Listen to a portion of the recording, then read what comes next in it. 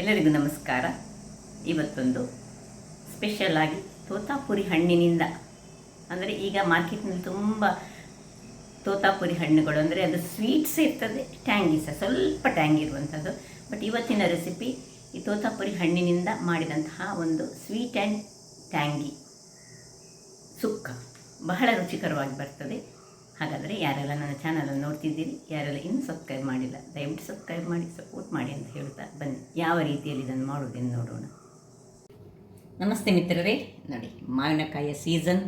ಮಾವಿನಕಾಯಿಯಿಂದ ಏನಾದರೂ ಒಂದು ಮಾಡ್ತಾ ಇರಬೇಕು. ಮಾವಿನಕಾಯಿಯ ಆಂಪನ್ನ ಅಂತ ನಾರ್ತ್ ಇಂಡಿಯನ್ ಸ್ಟೈಲಲ್ಲಿ ಮಾಡ್ತಾರೆ, ನಾರ್ತ್ ಕೆನಡಾದವ್ರು ಮಾಡ್ತಾರೆ.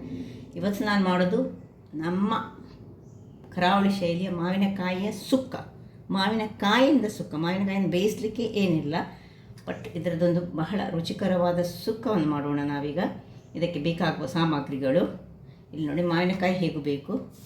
ಇನ್ನು ಕರಿ ಲೀವ್ಸ್ 4 ಬ್ಯಾಡ್ಗಿ ಮೆಣಸು ತೆಗೆದುಕೊಂಡಿದ್ದೇನೆ, 3 ಸಹ ಸಾಕಾಗ್ತದೆ. 1 ಚಮಚದಷ್ಟು ಮೆಂತೆ ಬೇಕು, 2.5 ಚಮಚದಷ್ಟು ಎಳ್ಳು, 3-4 ಚಮಚದಷ್ಟು ತೆಂಗಿನ ತುರಿ, 25 ಗ್ರಾಮ್ಸ್ನಷ್ಟು ಬೆಲ್ಲ, ಮತ್ತು 1 ಸಣ್ಣ ತುಂಡು ಹುಳಿಯನ್ನು ಹೀಗೆ ನೀರಿನಲ್ಲಿ ಹಾಕಿಟ್ಕೊಂಡಿದ್ದೇನೆ. ಒಗ್ಗರಣೆಗೆ 1 ಮೆಣಸು ಮತ್ತು ಸಾಸಿವೆ ಮತ್ತು ಸ್ವಲ್ಪ ಎಣ್ಣೆ ಬೇಕು. ಈಗ ಮೊದಲಿಗೆ ಇಲ್ಲಿ ಒಂದು ಗ್ಯಾಸನ್ನು ಉರಿಸಿಕೊಂಡು ನಾವು ಇದನ್ನು ಹೊತ್ತಿಸಿಕೊಳ್ಳೋಣ. ಅದಕ್ಕೆ ಸುರುವಿಗೆ ನಾವು ಈ ಒಂದು ಎಳ್ಳು, ಸೆಸ್ಮಿ ಸೀಡ್ಸ್ ಅಂತ ಹಾಕ್ಕೊಳ್ತಿದ್ದೇನೆ. ಸ್ವಲ್ಪ ಉರಿ ಸಣ್ಣದಿರಲಿ. ಅದರೊಟ್ಟಿಗೆ ಮೆಂತೆ ಸಹ 2.5 ಚಮಚ ಸೇಸ್ಮಿ ಸೀಡ್ ಆದರೆ 1 ಚಮಚದಷ್ಟು ಮೆಂತೆ ಬೇಕು ನಮಗೆ. ಸೊ ಮೆಂತೆ ಹಾಕ್ಕೊಳ್ತಿದ್ದೇನೆ. ಮೆಂತೆಯೊಟ್ಟಿಗೆ ನಾವು ಉರಿ ಸಣ್ಣದಿರಲಿ 3 ಮೆಣಸು, ಇಷ್ಟನ್ನು ಹದಾ ಉರಿಯಲ್ಲಿ ಡ್ರೈ ರೋಸ್ಟ್ ಮಾಡ್ಕೊಳ್ಳೋಣ.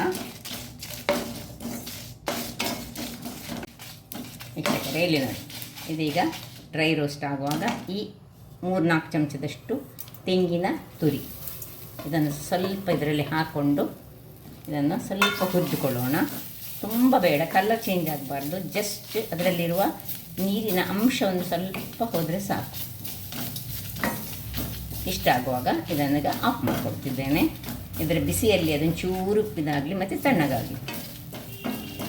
ವೀಕ್ಷಕರೇ ನೋಡಿ, ಇದು ತಣ್ಣಗಾಗ್ತಾ ಇರುವಾಗ ಇಲ್ಲಿ ನಾನು ಮಾವಿನಕಾಯಿಯ ಸಿಪ್ಪೆ, ಇದು ನಾನು ತೋತಾಪುರಿ ಮಾವಿನ ಹಣ್ಣು ತೆಗೆದುಕೊಂಡಿದ್ದೇನೆ. ಮಾವಿನಕಾಯಿ ನೀವು ಯಾವ ಮಾವಿನಕಾಯಿ ಸಹ ತೆಗೆದುಕೊಳ್ಬೋದು.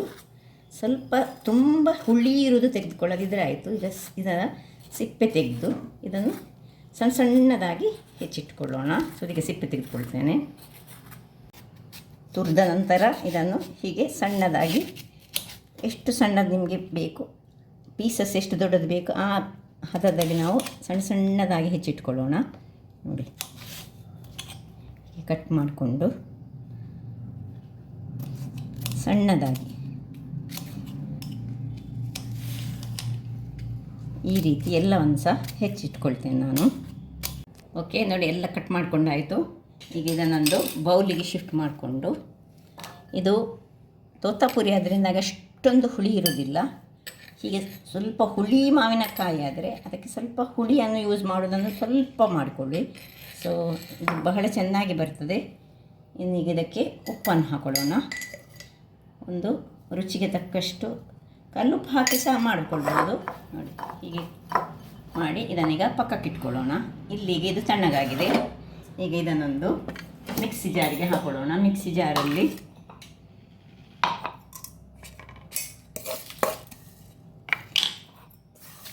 ಎಲ್ಲ ರೋಸ್ಟ್ ಮಾಡಿದಂತಹ ಐಟಮ್ಗಳನ್ನು ಹಾಕೊಳ್ತಿದ್ದೇನೆ. ತೆಂಗಿನ ತುರಿ ಸಹ ಒಳ್ಳೆ ರೋಸ್ಟ್ ಆಗಿದೆ ನೋಡಿ, ಕಪ್ಪಾಗಬಾರ್ದು ಮಾತ್ರ ಅಷ್ಟೇ. ಇನ್ನು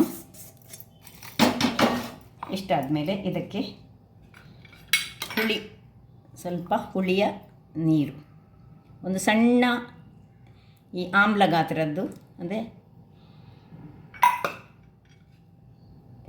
ಹುಳಿಯನ್ನು ನೀರು ತೆಗೆದುಕೊಂಡು ಹಾಕಿದ್ದೇನೆ. ಇನ್ನು ಬೆಲ್ಲದ ಹುಡಿ ಹಾಕಿದರೆ ಒಳ್ಳೆಯದು, ಇಲ್ಲದಿದ್ದರೆ ಗ್ರೈಂಡ್ ಆಗಲಿಕ್ಕೆ ಸ್ವಲ್ಪ ಕಷ್ಟ ಆಗ್ತದೆ. ಅದನ್ನು ಹುಡಿ ಮಾಡಿದ್ದಕ್ಕೆ ಹಾಕ್ಕೊಂಡು ಬೇರೆ ನೀರೇನು ಹಾಕ್ಕೊಳ್ಳಿಕ್ಕಿಲ್ಲ, ಹುಳಿ ನೀರು ಬಿಟ್ಟರೆ ಸ್ವಲ್ಪ. ಈಗ ಇದನ್ನು ಸ್ವಲ್ಪ ಗ್ರೈಂಡ್ ಮಾಡಿ, ಕೋಸ್ಟ್ ಗ್ರೈಂಡ್ ಮಾಡಿ ತರ್ತೇನೆ. ವೀಕ್ಷಕರೇ ಇಲ್ಲಿ ನೋಡಿ, ಒಳ್ಳೆ ಪರಿಮಳ ಅಂತೂ ಓಪನ್ ಮಾಡುವಾಗಲೇ ಆ ಎಳ್ಳು ಮತ್ತು ಮೆಂತ್ಯ ಸೇರಿದಾಗ ಬಹಳ ಚೆನ್ನಾಗಿ ಬರ್ತದೆ.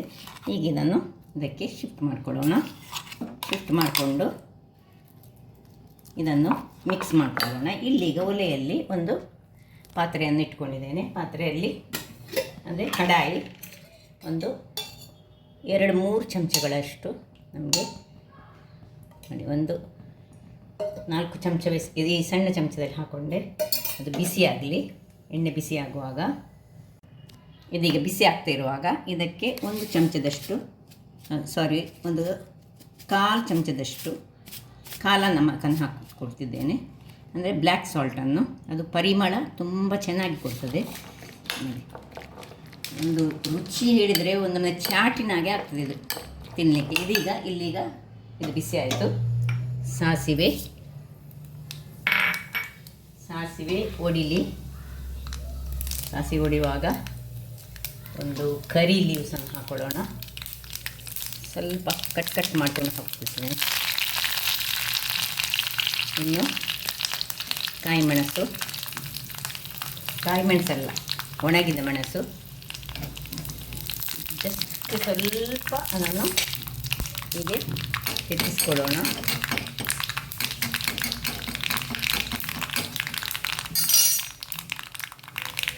ಆಫ್ ಮಾಡಿಕೊಂಡು ಅದನ್ನು ಇದಕ್ಕೆ ಶಿಫ್ಟ್ ಮಾಡಿ ಘಮ್ ಅಂತ ಈ ಸಾಸಿವೆ ಎಣ್ಣೆಯೊಟ್ಟಿಗೆ ಸೇರಿ ಚೆನ್ನಾಗಿ ಬಂತು. ನಿಮಗೆ ಖಾರ ಇನ್ನೂ ಸಹ ಹೆಚ್ಚು ಬೇಕಿದ್ದರೆ ಈ ಮೆಣಸನ್ನು ಸ್ವಲ್ಪ ಹೆಚ್ಚು ಮಾಡ್ಕೊಳ್ಬೋದು. ಮತ್ತು ತಿನ್ನಲಿಕ್ಕಂತೂ ಉಪ್ಪು, ಹುಳಿ, ಸಿಹಿ, ಖಾರ ಎಲ್ಲ ಇದ್ದು ಒಂದು ಊಟದೊಟ್ಟಿಗೆ ಸಹ ಆಗ್ತದೆ, ಅಥವಾ ಹೀಗೆ ಸಹ ಒಂದು ಬೌಲಲ್ಲಿ ಹೀಗೆ ಸರ್ವ್ ಮಾಡಿಕೊಂಡು ಹೀಗೆ ಖಾಲಿ ತಿನ್ನಲಿಕ್ಕೆ ಸಹ ಬಹಳ ಚೆನ್ನಾಗಿ ಬರ್ತದೆ. ನೋಡಿ ಹೇಗೆ ಬಂತು ನೋಡಿ ಅಂತೆ. ಈಗ ಒಂದು ಚಮಚದಲ್ಲಿ ತಿನ್ನಲಿಕ್ಕೆ, ಸಣ್ಣ ಒಂದು ಚಮಚ ಹಾಕಿ ತಿನ್ನಲಿಕ್ಕೆ ಅಂತೂ ಒಂದು ನಾವು ಚಾಟ್ ಹೇಗೆ ಇಷ್ಟಪಡ್ತೇವೆ ಅದೇ ರೀತಿಯಾಗಿ ಬರ್ತಿದ್ದು. ಇದಕ್ಕೆ ಮಾತ್ರ ಹೆಚ್ಚಾಗಿ ಈ ಮಾವಿನಕಾಯಿ ತೆಗೆದುಕೊಳ್ಳುವಾಗ ನಾನು ತೆಗೆದುಕೊಂಡಂಥ ಮಾವಿನಕಾಯಿಯನ್ನೇ ನೀವು ತೆಗೆದುಕೊಳ್ಬೇಕಾಗ್ತದೆ. ಹಾಗಾದರೆ ನನ್ನ ಈ ಕುಕಿಂಗ್ ಚಾನಲ್ ನಿಮಗೆ ಇಷ್ಟ ಆದರೆ ಬೋಳೂರು ಸುವರ್ಣ ಚಾನಲನ್ನು ಲೈಕ್ ಮಾಡಿ, ಶೇರ್ ಮಾಡಿ ಹಾಗೂ ಸಬ್ಸ್ಕ್ರೈಬ್ ಮಾಡಿ. ಹಾಗೂ ನನ್ನ ಇನ್ಸ್ಟಾಗ್ರಾಮ್ ಪೇಜನ್ನು ಫಾಲೋ ಮಾಡಿ. ಧನ್ಯವಾದಗಳು.